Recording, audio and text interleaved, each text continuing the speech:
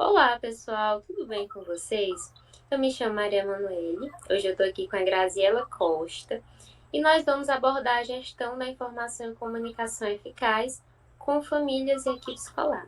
Falar desse atributo tão importante que permeia todas as nossas relações e é um fator determinante para o sucesso ou não das relações, dos nossos projetos, enfim.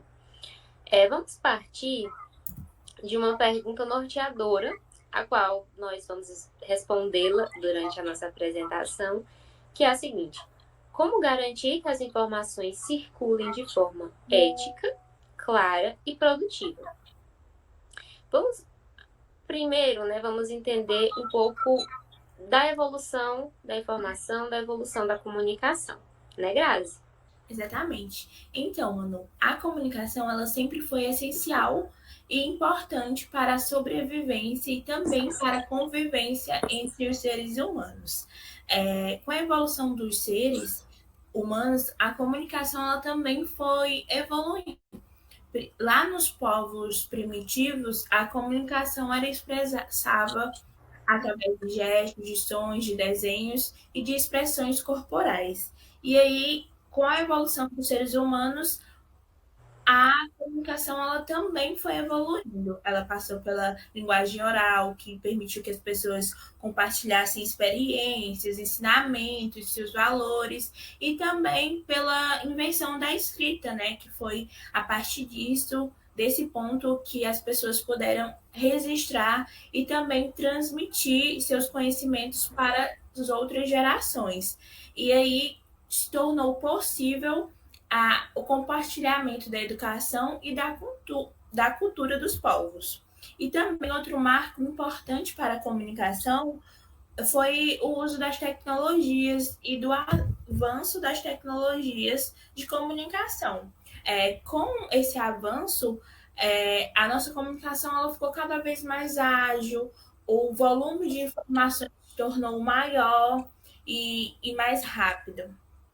E aí nós trazemos a comunicação para o ambiente escolar, significado, porque a escola, mano, ela é um ambiente onde diferentes pessoas interagem, né? Temos os gestores, os professores, os alunos, os familiares e outros profissionais importantes aí de apoio que contribuem para esse ambiente escolar. Então, essa forma com que essas pessoas dentro do ambiente escolar se interagem, trocam informações, se comunicam, elas se tornam essenciais para a prática educativa. E é por meio da comunicação que elas vão construir os vínculos, resolver seus conflitos e também criar condições para a possibilidade desse processo de ensino e aprendizagem. Sim, sim. Vamos, antes de iniciar a aula de fato, nós trouxemos um texto da Raquel Barreto, né, do livro Formação de Professores, Tecnologias e Linguagens, que ele vai nos trazer algumas reflexões. Porque, assim, quando nós falamos de comunicação, eu imagino que algumas pessoas devem estar pensando assim, mas eu não sei me comunicar. Comunicação é uma coisa muito simples, eu faço isso todo dia na minha vida. Será que a gente será que é correto a gente entender a comunicação como algo tão simples? Que na verdade, no decorrer da aula, nós vamos descobrir que ela é muito complexa. E o texto ele diz assim: a mulher entra no quarto do filho, decidida a ter uma conversa séria. De novo, as respostas dele, a interpretação do texto na prova sugere uma grande dificuldade de ler. Dispersão pode ser uma resposta para parte do problema. A extensão do texto pode ser outra, mas nesta ela não vai tocar, porque também é professora e não vai lhe dar desculpas para ir mal na escola. Preguiça de ler parece outra forma de lidar com a extensão do texto. Ele está de novo no computador jogando, levanta os olhos com aquele ar de quem pode jogar e conversar ao mesmo tempo. A mãe lhe pede que interrompa o jogo e ele pede à mãe, só um instante para salvar. Curiosa, ela olha para a tela e se espanta com o jogo em japonês. Pergunta-lhe como consegue entender o texto para jogar. e ele lhe fala de alguma coisa parecida com uma lógica de jogo e sobre algumas tentativas com os ícones. Diz ainda que conhece base da história e que, assim, mesmo em japonês, tudo faz sentido. Aquela conversa acabou sendo adiada. A mãe professora não se sentia pronta naquele momento. Então, o que a gente pode refletir a partir desse trecho da Raquel Barreto? A comunicação, ela não é tão simples quanto a gente pensa ser, né? Ele traz um contexto em que a criança, né, o adolescente, ela não especifica a idade, mas a criança ela estava ali com dificuldade de ler o texto escrito, que a gente julga ser fácil, né, que a gente julga ser mais acessível, e ele estava com dificuldade. No jogo, ao contrário, que era em japonês, que poderíamos pensar que era difícil de ser entendido, ele estava conseguindo jogar. Ele já tinha facilidade de entendimento do jogo. Exatamente, né? Porque o jogo, ele não dispõe só de uma comunicação oral, ele não dispõe só de uma comunicação escrita, mas ele utiliza, por exemplo, linguagens, ele utiliza a lógica. Então, a comunicação, ela se serve de muitas outras coisas, além simplesmente escrita e fala. Né? E a gente vai... Nós vamos nos aprofundando aí, explorando esses atributos no decorrer da apresentação. Né, Grazi? Isso. Então, o que é a comunicação? Vamos começar aqui definindo o que se trata a comunicação. Bom, trazendo uma definição técnica, né, a comunicação humana ela é um fenômeno complexo e multideterminado, que se compõe pelo conjunto de linguagens verbais e não verbais, e serve como instrumento para contato. A comunicação ela vai ser utilizada para estabelecer relações, para tornar algo comum. E para isso ela vai fazer utilização de atributos verbais e não verbais, de atributos visuais, de atributos não visuais, né, de sons, de gestos. A linguagem ela vai até a própria arquitetura ela pode comunicar alguma coisa. Então, a linguagem, ela realmente comunica, é tudo que permeia a comunicação humana e tudo que torna possível essa comunicação. Graça, você pode passar? Sim. Então, nós falamos sobre o conceito de comunicação, sobre a evolução da comunicação, e aí, como a Manu bem falou, a comunicação ela vai muito além de uma troca de mensagens ou uma troca de fala.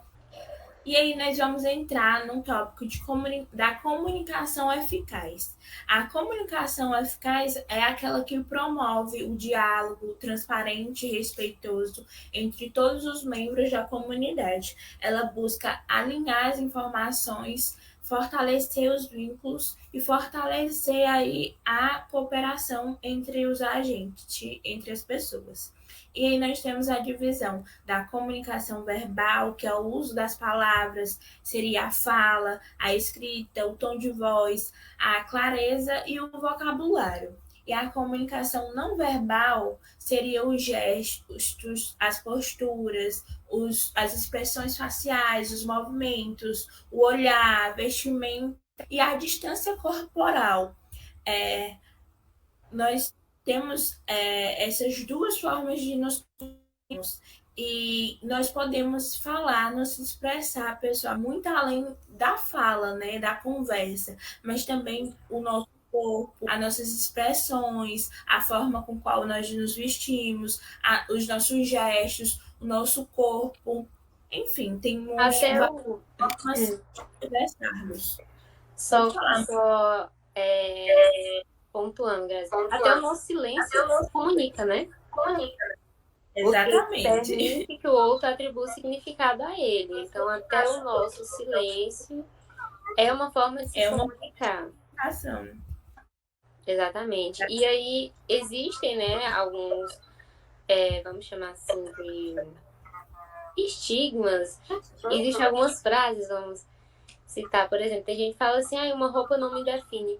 De fato, não define, mas tendencia quem não lhe conhece a criar ideias sobre você, como você É age, uma forma de expressão, não é, Manu? sim, qual grupo você pertence, né, o estilo de música que você escuta.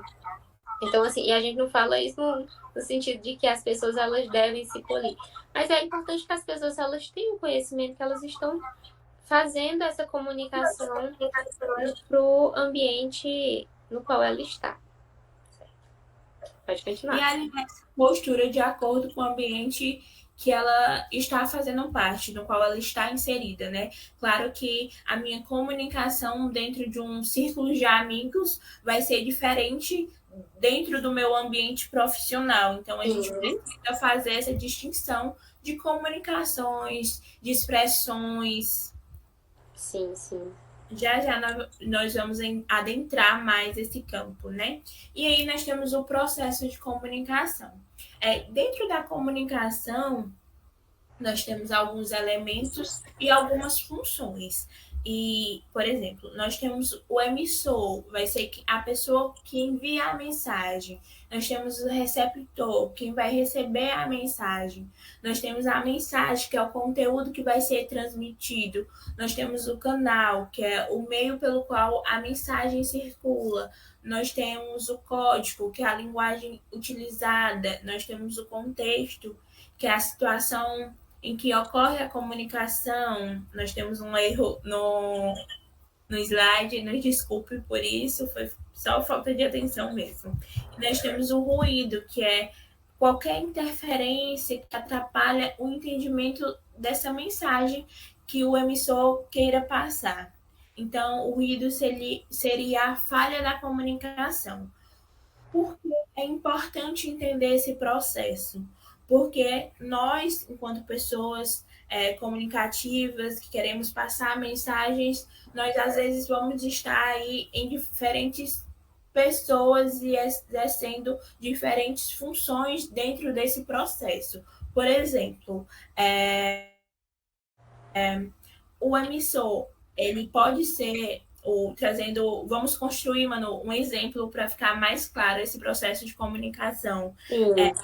O profissional de apoio escolar, ele pode ser o emissor da mensagem, né? Ele quer falar, por exemplo, sobre o comportamento de um aluno para os pais. Então, os pais, eles vão ser o receptor. A mensagem vai ser o conteúdo transmitido, ou seja, seria a avaliação do comportamento do aluno, o canal, pode ser por meio de uma reunião presencial ou remota, por meio de uma mensagem, um e-mail, e o canal seria por onde aconteceria, né? Ou um aplicativo, WhatsApp, e-mail, ou pelo Meet, ou uma reunião presencial dentro de uma sala de aula. O código seria a linguagem utilizada, ou seja, o português, a escrita, códigos, algo assim, notas, números, que expressasse claramente a avaliação desse comportamento. O contexto seria o educacional. E o ruído, caso aconteça alguma falha, seria os pais desse aluno não entender o que o profissional de apoio escolar gostaria de comunicar. Ou então o profissional não conseguir comunicar de uma forma clara, de uma forma direta, né? Porque tem na comunicação vai existir nesse contribuindo nesse tópico de processo de comunicação, é importante quando a gente comunicar, a gente entender que a comunicação ela não é só você emitir, né, informações. A gente precisa ter o cuidado de fazer com que o outro entenda, e é por isso que existe todos esses elementos. É como, por exemplo, utilizar o código correto. Ele pode até ter que falar lá sobre o comportamento do aluno dele para os pais, mas às vezes ele não usa uma linguagem adequada. E às vezes ele pode acabar trazendo uma situação de um mau jeito, e aí os pais não entenderem da forma correta, enfim, acabar gerando até um atrito maior, né?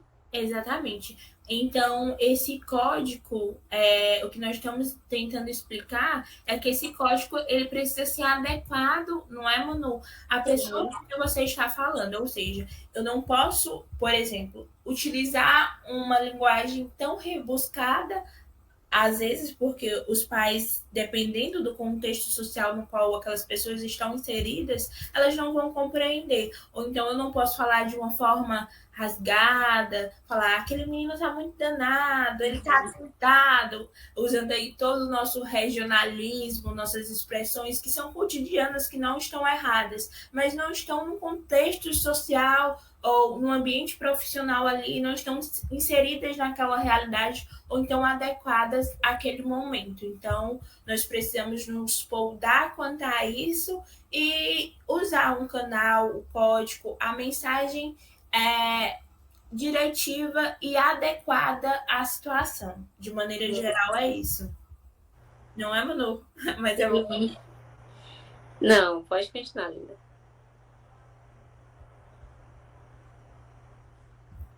E aí nós entramos no próximo tópico, que é os elementos de uma comunicação eficaz. Temos a clareza, que seria mensagens que entram um pouco no que nós já conversamos anteriormente. Acabamos adiantando, mas seria mensagens objetivas e compreensivas, a empatia, você deve considerar o ponto de vista do outro, a realidade, o ambiente que o outro está inserido. E o feedback, nós precisamos receber um retorno e garantir que aquela mensagem, que a comunicação ela foi efetivada, né? A outra pessoa realmente conseguiu entender. E aí, para isso, para a comunicação eficaz, nós precisamos utilizar dos canais adequados. São as reuniões periódicas com os pais, ou professores, ou gestores, circulares, né? Se todo ao final da aula nós emitimos um parecer para os pais, enviamos um recado, né, para relatar o que aconteceu naquele dia, os grupos de mensagens e entender o que o grupo de mensagem, seja ele no WhatsApp, por exemplo, ele tem um intuito e utilizar para aquele intuito, ou seja, é para mim relatar sobre acontecimentos ou avisos importantes sobre reuniões ou avaliações sobre o cronograma de aulas como eu posso ver, do contexto realmente escolar, e não para mandar aquela mensagem bíblica, aquela música, aquele vídeo. A gente precisa entender que a mensagem e o canal precisa se adequar à realidade e o objetivo do qual ele foi criado, e não desviar esse objetivo. E aí nós temos também as plataformas institucionais, que seriam um site ou um outro meio utilizado pela instituição, pela escola. Sim, dois atributos muito importantes nesses elementos apresentados é a empatia e o feedback, né? Acho que pensar na comunicação não como uma linha direta, mas como um processo cíclico, um processo de via de mão dupla, que ele vai, mas ele também volta. Que a gente falar de comunicação é sim a gente se expressar, mas também a gente escutar, mas também a gente enxergar com quem que nós estamos falando, né? Até para adequar a linguagem, que a Grazi já falou, para adequar o canal e para, de fato, chegar a uma resolução, a um ponto comum com aquele público, com aquele interlocutor. É importante o feedback, que eu acho que é um ponto para a gente tocar, porque é na hora do feedback que a comunicação ela fica muitas vezes delicada. Nem todo mundo sabe dar um feedback, nem todo mundo sabe receber, mas ele está lá no processo de comunicação.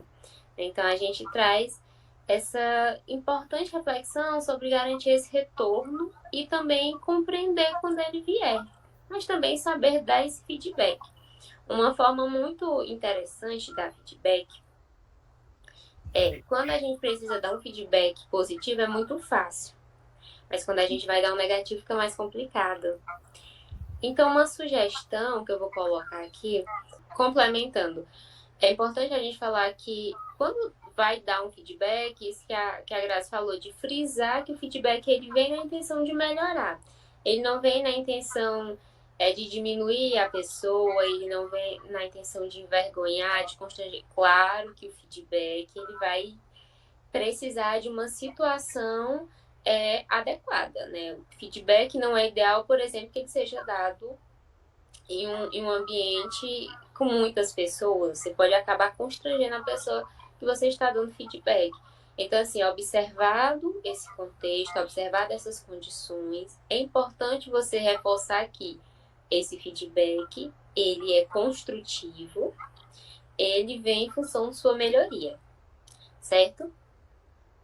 E alinhar nesse momento as suas emoções, as necessidades, não utilizar da agressividade, podar suas palavras, a forma com que você vai transmitir a mensagem. Sim, do respeito, né, que é importante. Exatamente. Utilizar realmente da empatia, né? Nós temos os tipos de informações no contexto escolar.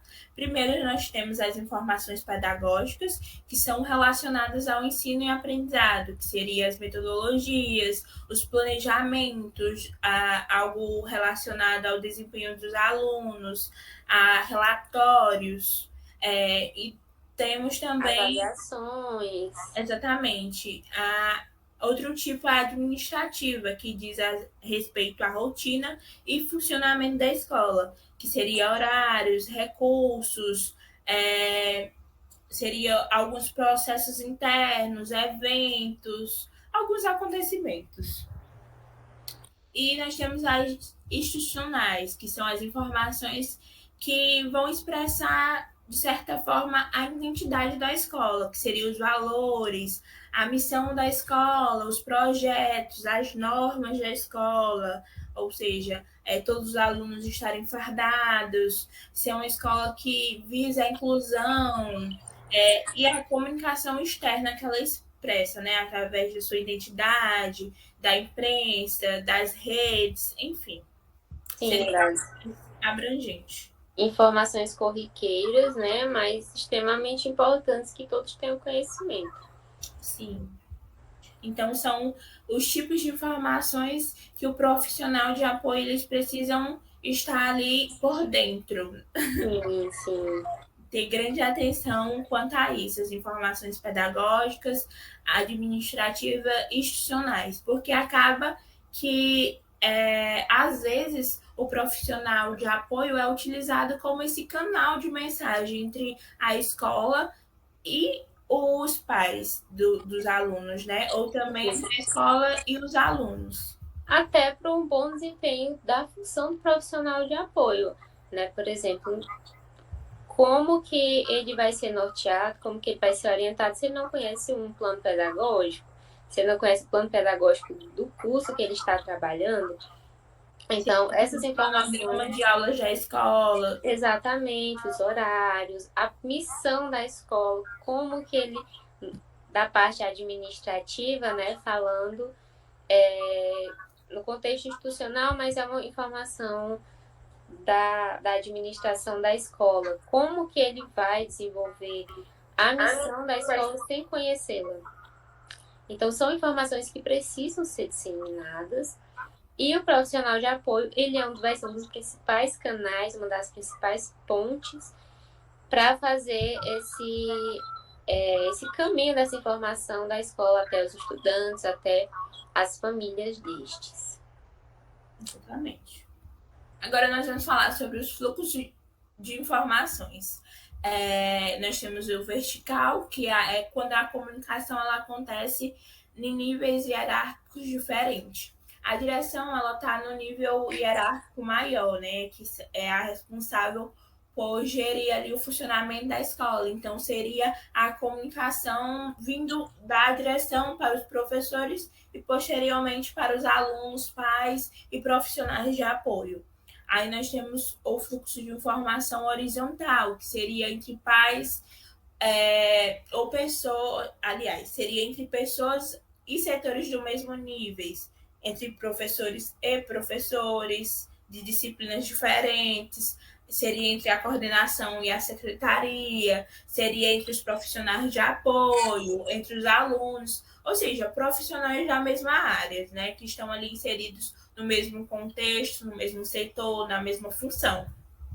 E nós temos também o diagonal, que é entre níveis de setores diferentes, sem depender de uma hierarquia direta, ou seja, é o professor com a equipe de limpeza, o coordenador e responsável por TI, como exemplo, nós colocamos isso. E para que entender esse fluxo de informação? É para vocês entenderem que acaba que dentro do ambiente escolar nós vamos interagir e desenvolver essa comunicação com vários tipos de pessoas que exercem funções e papéis diferentes naquele contexto, de maneira geral.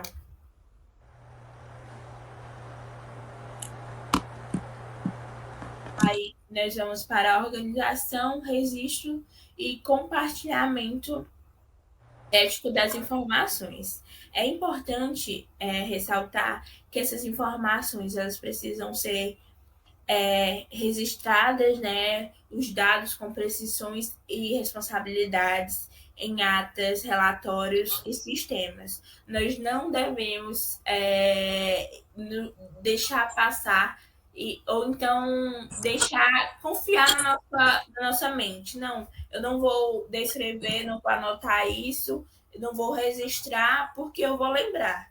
Não confie, a mente humana ela é inconfiável, né? A gente acaba com as atividades rotineiras do dia a dia esquecendo de muitas coisas. Então, nós precisamos ter essa responsabilidade de anotar ali com precisão e os dados em passos, relatórios ou sistemas. E evitar o compartilhamento de informações sensíveis dos alunos, de famílias ou colegas sem necessidade ou sem autorização.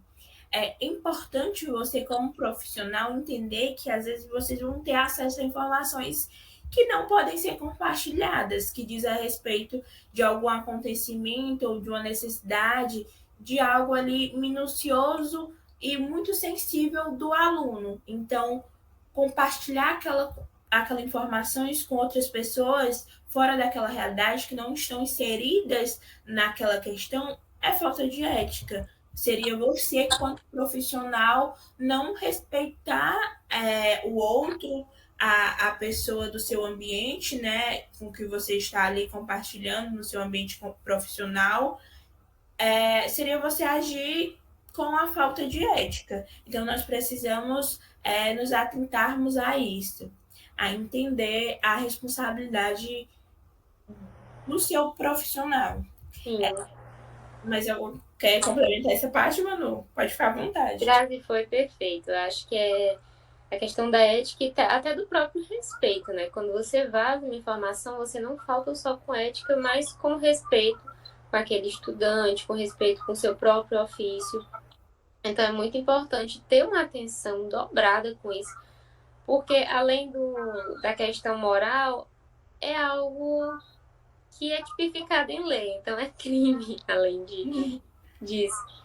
Então, manter o sigilo profissional, saber ter essa postura profissional é algo imprescindível para um bom funcionamento das relações, né? Porque a comunicação, ela norteia as relações para que elas se tornem relações boas, relações efetivas.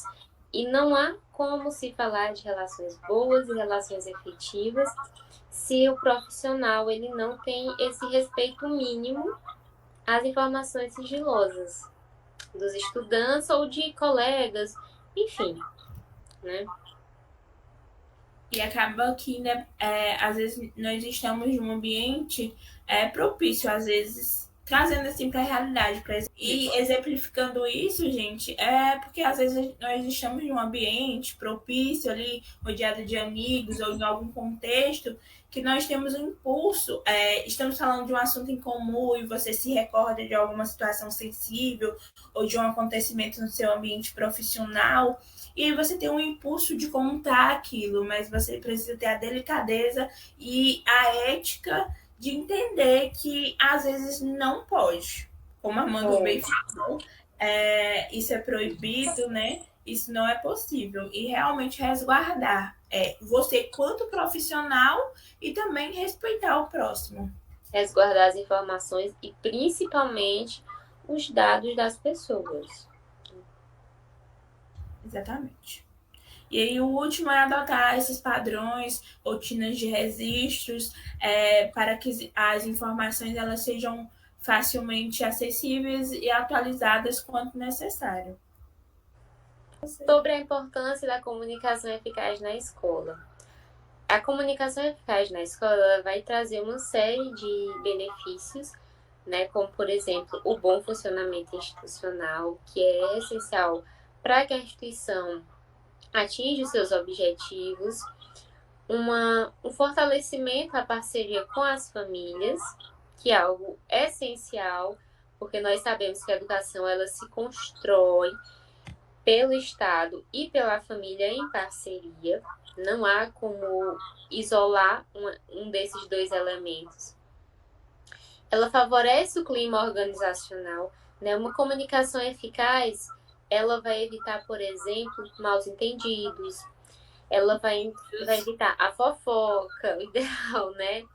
Que é algo tão prejudicial às relações, e principalmente em termos de relações de trabalho, ela contribui para o desenvolvimento dos alunos, né? Então, quando o profissional de apoio, o professor, ele tem uma comunicação bem trabalhada, ele sabe comunicar-se, ele vai contribuir na construção do conhecimento daquele indivíduo, né? Na formação dele. E acaba refletindo na imagem da escola. Que é um dos principais objetivos, né? Tanto dos professores quanto dos profissionais, famílias, em conjunto aí. Exatamente.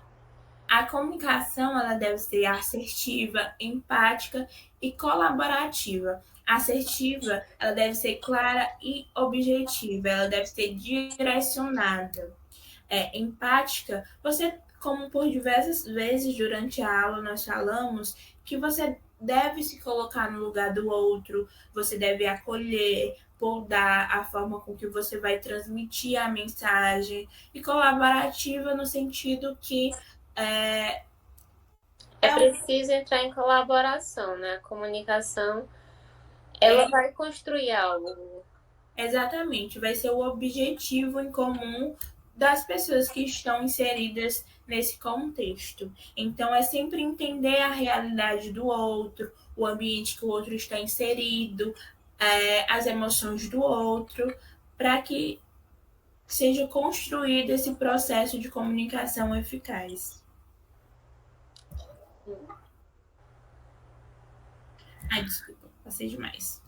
Aí nós também temos as barreiras e os ruídos na comunicação escolar. Os ruídos são tudo que distorce ou interrompe a mensagem, como por exemplo a falta de clareza ou excesso de termos técnicos, como nós já falamos. A comunicação ela deve ser direcionada, então você precisa estabelecer a comunicação clara e direcionada ao contexto da realidade do outro. A comunicação informal demais em situações formais, ou seja, dentro do ambiente profissional, você precisa se adequar àquela realidade. Então, às vezes, nós não podemos trazer termos que nós usamos do nosso cotidiano ou do nosso regionalismo em excesso, porque não é adequado ao ambiente do qual nós estamos inseridos, né?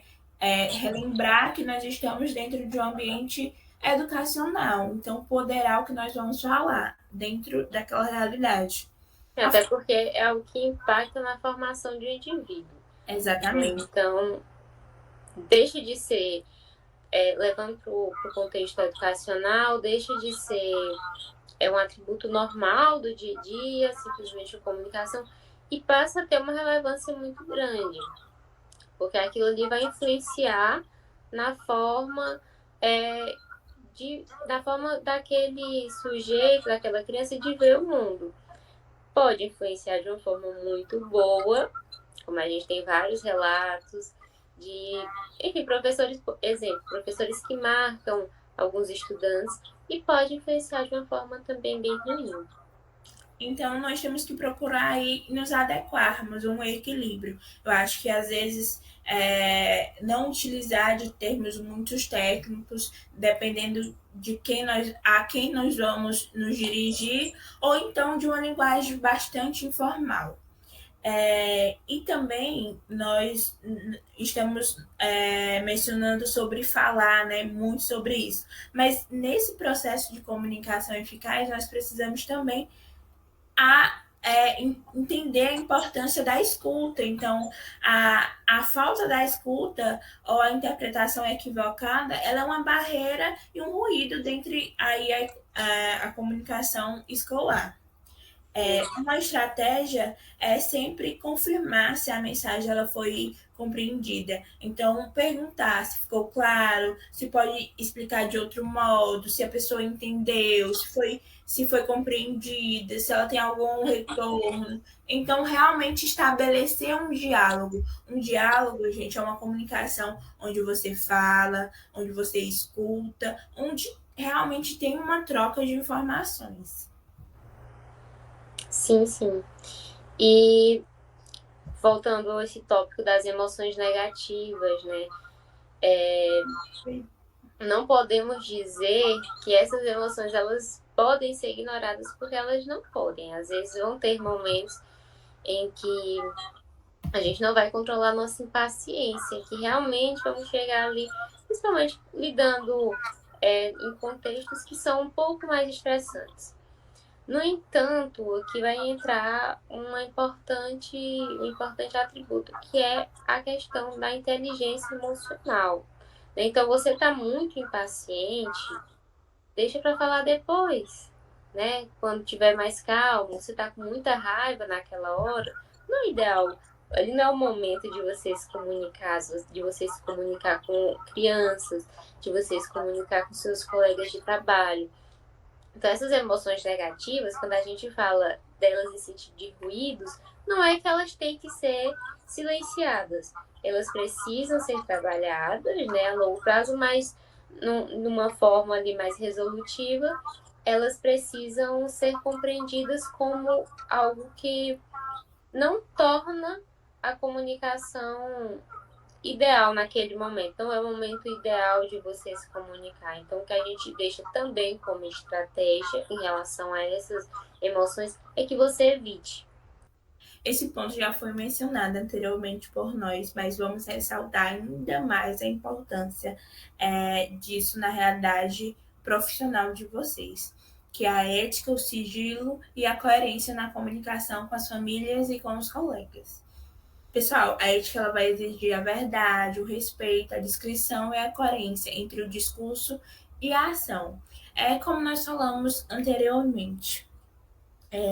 Algumas situações, realidades, contextos sensíveis, eles não podem sair do ambiente profissional. Ele não pode ser tirado e colocado para outras pessoas, né?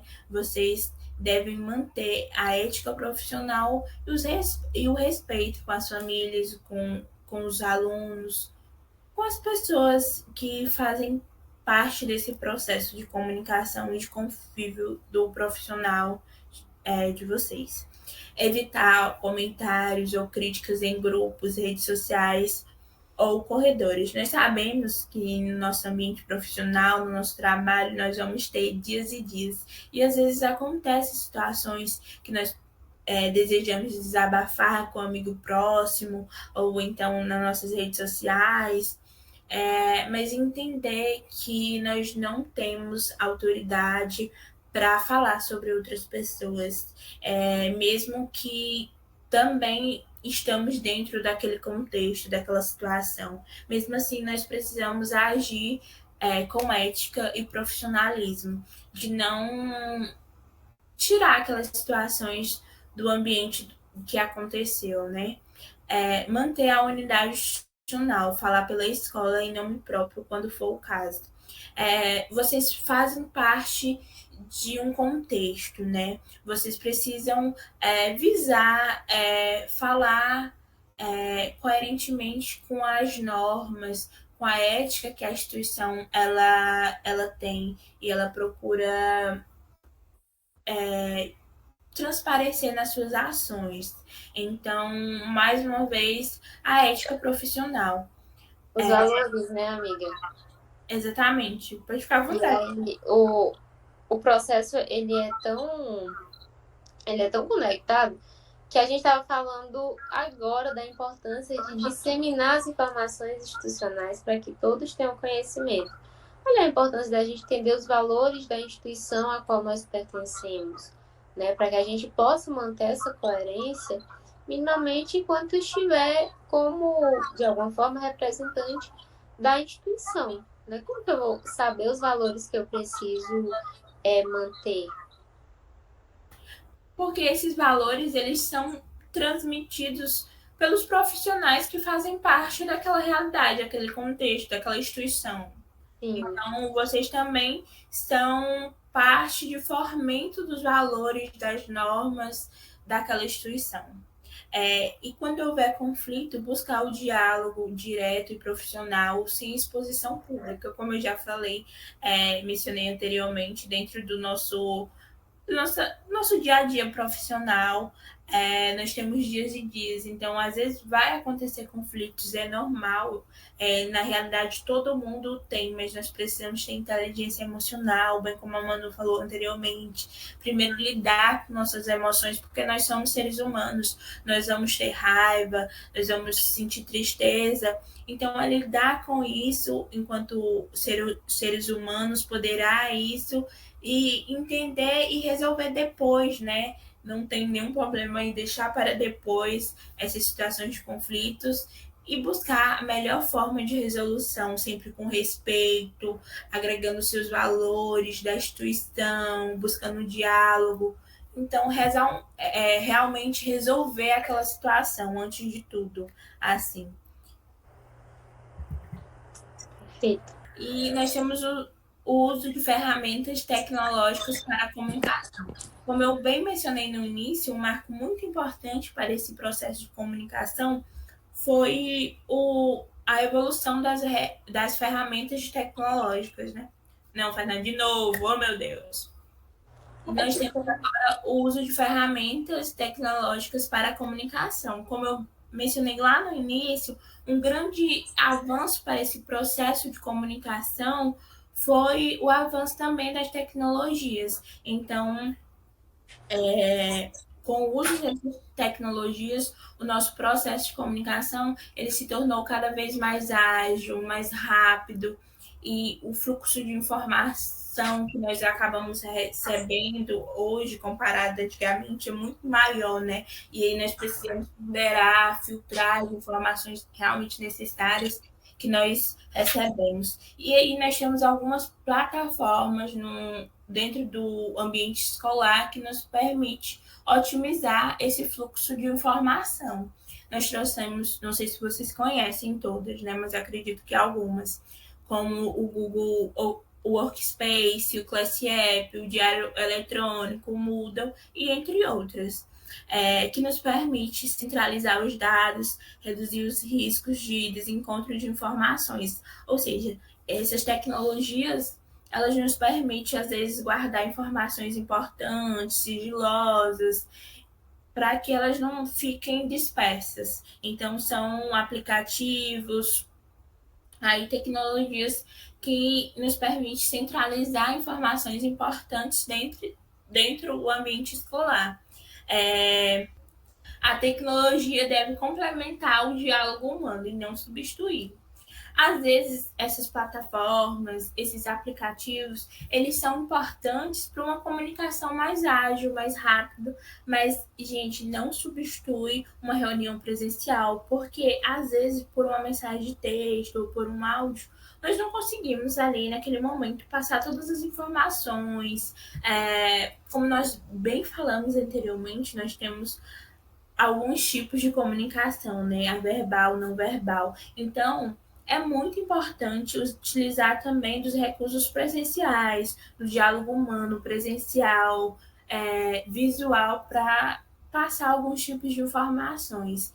E se for uma informação delicada, um contexto delicado, sensível, utilize dos meios presenciais.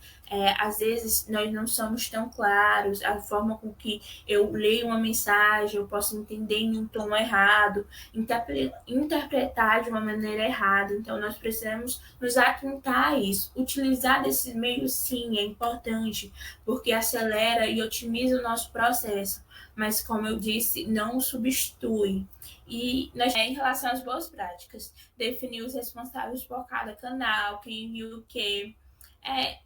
Ser diretivo, né? Você vai ter o contato do familiar, então se identificar quando for mandar uma mensagem, utilizar aquele contato que o profissional, que o familiar também tem seu, evitar exércitos de mensagens ou grupos que não são no contexto do profissional ali escolar.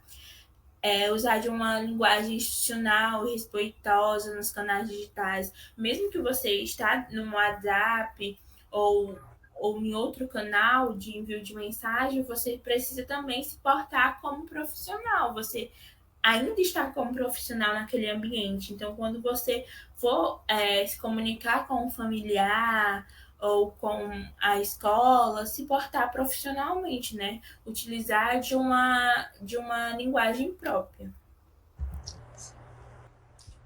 A Grazi já deu uma bela introdução sobre o uso das tecnologias da informação, mas vamos aprofundar um pouquinho mais, certo? Então, o que seriam essas tecnologias da informação? É quando a gente utiliza de alguma metodologia que permite o aumento da eficiência e assertividade da comunicação.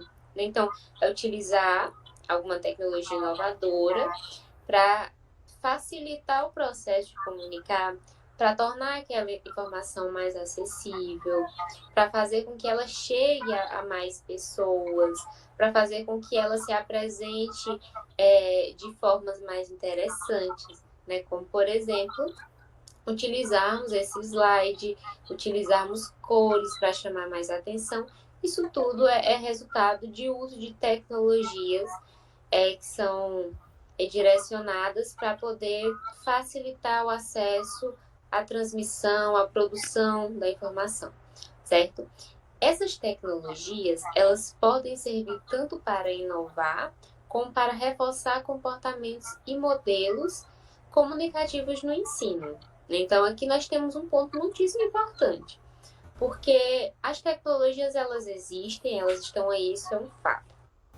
E aí vem-se o debate, é positivo ou negativo? Está agregando ou não? Né? É algo bom ou ruim? Depende do seu uso. Então, ela pode inovar e trazer novos comportamentos, como ele pode reforçar comportamentos já antigos. Isso tudo depende como o gestor, como o apoio escolar, como o estudante, ou então até mesmo como a família faz uso dessas tecnologias, porque ao contrário, e eu vou mostrar isso, ao contrário do que muitas pessoas pensam, essas tecnologias, elas não são mais algo tão extraordinário, não. Na verdade, elas estão se tornando cada vez mais acessíveis, né? Está havendo um processo de democratização ao acesso e uso dessas tecnologias, e isso aumenta as possibilidades, certo? É necessário situar as possibilidades do uso destas tecnologias. E aí nós vamos falar dos papéis. Grazi, tu pode passar o slide, por favor? Passei. Obrigada. E aí a gente vai falar de alguns papéis definidores, porque falar dessas tecnologias às vezes parece até um pouco utópico, né? A gente precisa observar o contexto social, o contexto cultural e o contexto financeiro da escola. De nada adianta a gente falar de uso de tecnologia de ponta e tudo mais, se a escola não dispõe de recursos financeiros para comprar aquela tecnologia, né? Principalmente quando nós falamos de instituições de ensino da rede pública, que é um processo mais complicado para fazer aquisição, principalmente de tecnologias. A gente precisa observar essa questão financeira, porque eu não posso vir aqui e apresentar para vocês sistemas complexos e eficazes se eu estou olhando para uma realidade que claramente não tem, nesse momento, como ter acesso àquele sistema. Outro fator e outro papel definidor seria o contexto cultural. Né? E essa eu acho que ainda é mais importante do que o financeiro, porque também de nada adianta a escola ela ter o recurso financeiro necessário para adquirir aquela tecnologia se o contexto cultural não permite uma plena implementação. E aí, quem seria o contexto cultural? São vocês, são os estudantes, são os gestores, são as famílias, né? A comunidade na qual a escola está inserida, ela precisa ter a educação, né, ser educada no sentido de fazer o bom uso das tecnologias. Porque se eu não estiver aberta ao uso dessa tecnologia, ou se ela se condicionar a um mau uso, nós não vamos ter muito avanço em relação à comunicação, certo? Exemplo. Grazi, pode passar para os exemplos de tecnologias, por favor. Obrigada. Os exemplos de sistemas digitais, né, eu resolvi trazer alguns mais simples para vocês entenderem que não é coisa de outro mundo quando a gente fala de tecnologia da informação. É literalmente qualquer tecnologia que facilite esse fluxo de informação. E aí, por exemplo, tem um sistema de gestão escolar, que obviamente não é adotado por todas as escolas, mas uma boa parte. O Google Workspace, que a Grazi já citou, que é o Google Workspace. São aqueles 9 pontinhos quando a gente abre o Gmail, tá lá no canto superior. Ali você vai encontrar o Google Forms, que pode ser utilizado, por exemplo, para aplicação de provas. Foi muito utilizado na pandemia. Ali você vai utilizar a tabela de Excel, que pode facilitar, auxiliar o professor, o apoio escolar na hora de organizar as notas, as informações sobre os estudantes. Você vai encontrar o Google Docs, né, para você criar o Word. Você vai encontrar o Google Meet, que nós estamos fazendo uso nesse momento para gravar essa aula, para que vocês consigam assistir, vocês podem estar utilizando. Então, tudo isso se configura tecnologia da informação, inclusive o WhatsApp. Né? O WhatsApp ele é considerado uma tecnologia da informação desde que ele seja utilizado para isso. Ou seja, eu posso utilizar o WhatsApp, por exemplo, para facilitar o acesso a comunicados, né? Para que ele conduza essas informações. Eu posso fazer um grupo, né, com os pais dos meus estudantes. Assim como o WhatsApp ele também pode ser utilizado como meio de dispersão de atenção daqueles próprios estudantes. Ou seja, o contexto cultural ele é um papel definidor no sentido de essa tecnologia ela vai ser utilizada, se ela vai ser utilizada ou não, porque a comunidade ela pode estar ou não aberta a usar essa tecnologia, e se ela vai ser utilizada também de uma forma produtiva, de uma forma positiva, certo? Então, esses papéis definidores, eles precisam ser analisados, eles precisam ser observados para que essas tecnologias da informação elas tenham um impacto positivo no cotidiano da instituição, da escola. Pode passar. E agora, adentrando a questão da relação com a família. Bom, quando a gente falar de relação com a família, vamos ter duas perspectivas, né? A primeira é que a família ela tem uma carga de responsabilidade junto com a escola da formação escolar, né? Da formação do cidadão, da formação daquela criança, para que ela consiga exercer a sua cidadania futuramente, enfim, se formar enquanto sujeito. E essa comunicação, se ela não ocorre, é muito perigoso isolar um desses elementos, ou a escola ou a família. Então, a relação com a família, ela tem que partir do pressuposto que a família é o primeiro grupo de convívio do indivíduo. Então, quando você estabelece a relação com a família, não é só no sentido de comunicar, mas você concorda que quando você tem uma relação, uma comunicação, uma relação mais próxima com a família do estudante, você consegue entender também alguns comportamentos dele? E aí a gente volta àquilo que a Grazi já, né, eu e Grazi já citamos anteriormente, que comunicação não é só falar, mas é também escutar. Comunicação, muitas vezes, é você observar os comportamentos, os padrões, e a partir disso, conseguir entender algumas coisas que às vezes nem o próprio indivíduo se dá conta. Então, a família sendo o primeiro grupo de convívio, ela vai estabelecer padrões culturais. E aquele indivíduo ele pode seguir ou não, mas a tendência é que siga, certo? E além disso, vai haver uma transmissão de valores, seja ela indireta ou indireta. Então, muito mais do que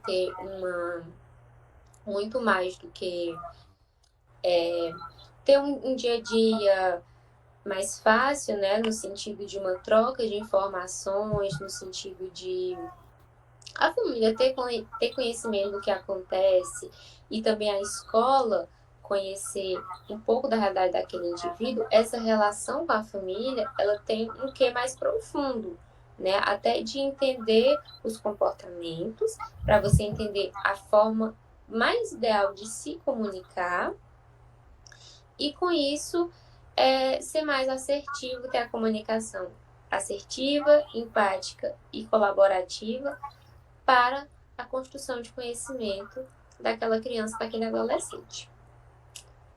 Certo? E aqui nós trouxemos algumas boas práticas, né, reforçando, algumas já foram citadas, mas são coisas realmente muito importantes, algumas até bastante simples, mas que fazem muita diferença na comunicação do dia a dia. Por exemplo, reuniões periódicas e planejadas. Com certeza todas as escolas já fazem, mas de que forma que essas reuniões são tratadas? Será que elas recebem a importância que elas merecem? Será que essa importância é transmitida aos pais? Será que essa periodicidade está ok, está em dia? Será que ela realmente está sendo planejada como deveria? Essas reuniões elas são muito importantes, porque elas muitas vezes vão tratar de assuntos que eu não posso tratar lá no grupo de WhatsApp. Então, as reuniões periódicas, com certeza, é uma boa prática que precisa ser reforçada. Os registros de decisões e encaminhamentos, né, que Grazi já comentou a respeito da importância de registrar essas decisões, de formalizar esses documentos, até numa perspectiva de ter um resguardo, né, num sentido mais formal mesmo. A comunicação horizontal, né? Ter um diálogo mais aberto e transparente, ter um diálogo que vai transcender as questões hierárquicas, que vai transcender os profissionais que estão ali na linha horizontal. Não necessariamente, eu não preciso limitar a minha comunicação ao meu supervisor, ou então ao meu subordinado, ou então ao colega que está do lado, né? Eu posso fazer essa comunicação de uma forma transversal, de uma forma diagonal também. A escuta ativa, que é acolher dúvidas, as opiniões e sugestões. Né? A escuta ativa pode ser até no sentido, indo mais além, de ir além do que ele diz. E às vezes a pessoa, ela, da mesma forma que você se comunica, não só somente por palavras, a pessoa, o interlocutor, né, quem você está lidando, não vai necessariamente se comunicar só por palavras. Então, ter a empatia de perceber, por exemplo, naquele dia aquela pessoa não está muito bem. Então, você pode adiar alguma questão a ser resolvida. Isso também é uma escutativa, né? Você observar não só pelo que a pessoa fala, mas também como ela se comporta, como ela gesticula. É uma linguagem acessível, a importância de falar de forma clara, a importância de falar de forma coesa. Você entender que não precisa termos técnicos, não precisa termos formais, termos complexos. Você só precisa ser entendido. Se você estivesse entendido, então está muito bem. Não precisa um vocabulário extremamente rebuscado. Falando de forma acessível, você vai atingir o seu objetivo e pronto.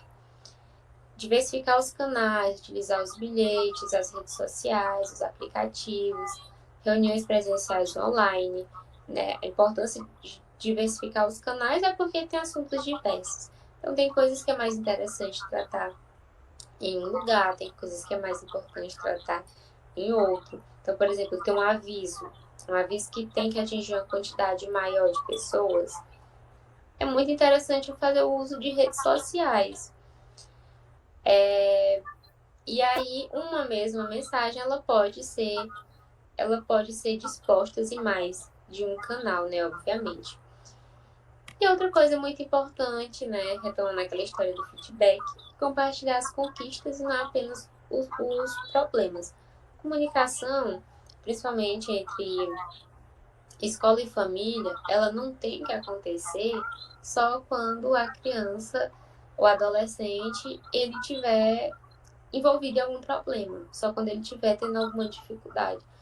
Olha que interessante, não é? Chamar o pai ou a mãe para falar coisas positivas, né? Quando, por exemplo, o aluno ele tem um certo destaque dentro de sala de aula. O bom desempenho do aluno. Exatamente. Então, isso é uma boa prática, né, Grazi? Sim, com Que certeza. é muito interessante de estar fazendo, de estar levando para a realidade. E aí, por fim, vamos trazer um estudo de caso. Esse estudo de caso, ele vai ser compartilhado, esse documento com o estudo de caso com vocês, junto com o Google Forms. Olha aí a gente fazendo uso das tecnologias, né, da informação. Junto com o Google Forms, onde vai ter algumas questões a serem respondidas. E o estudo de caso é o seguinte.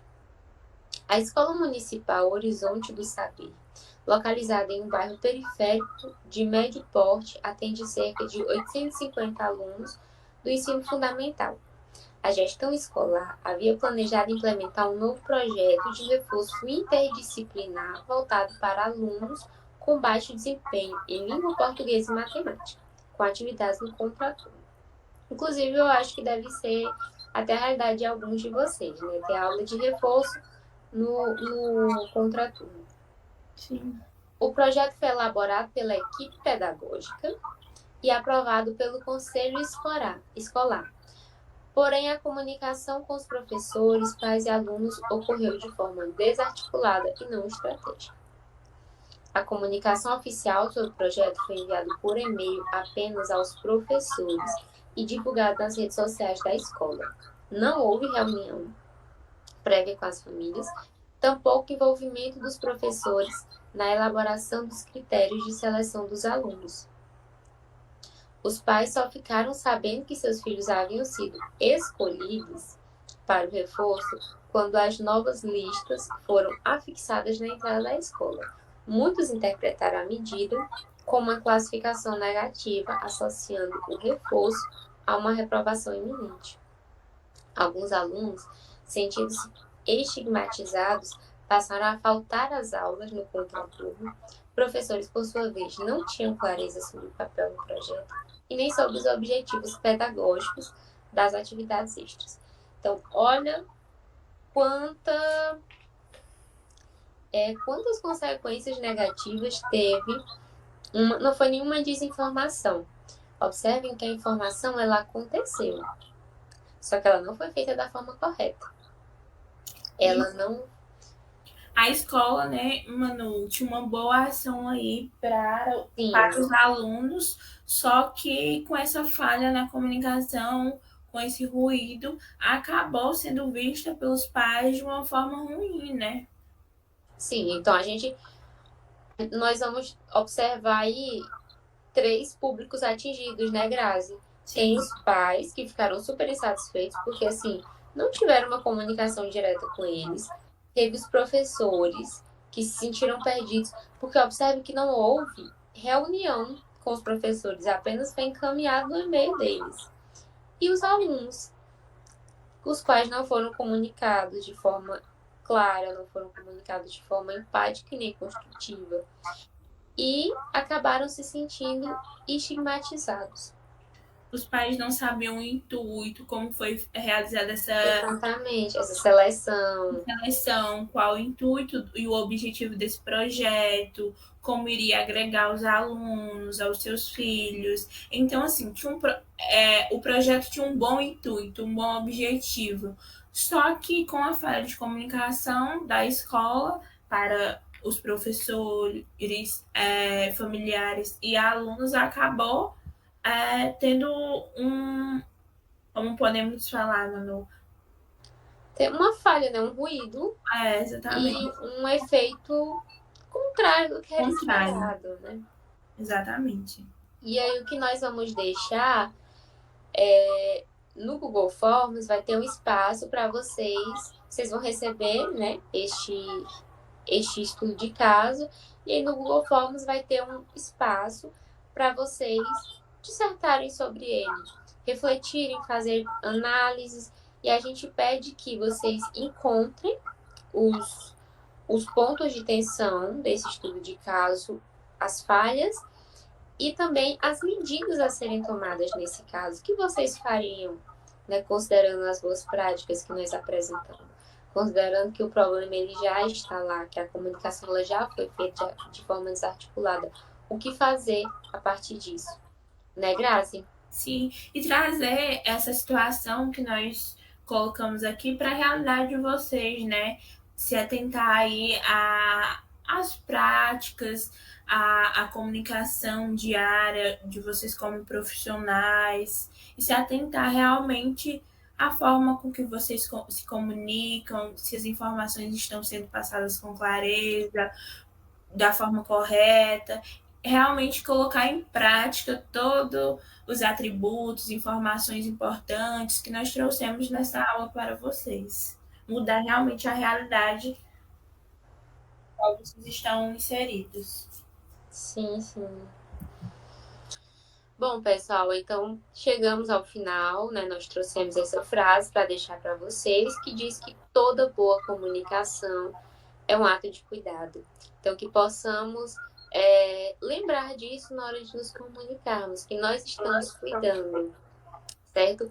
Desejamos que essa aula tenha sido de muita valia, que tenha agregado muito, né, Grazi? Que vocês possam colocar em prática no dia a dia, na realidade profissional de vocês. Enfim, agradecemos a oportunidade e pela atenção de todos. Tchau, tchau! Tchau, tchau!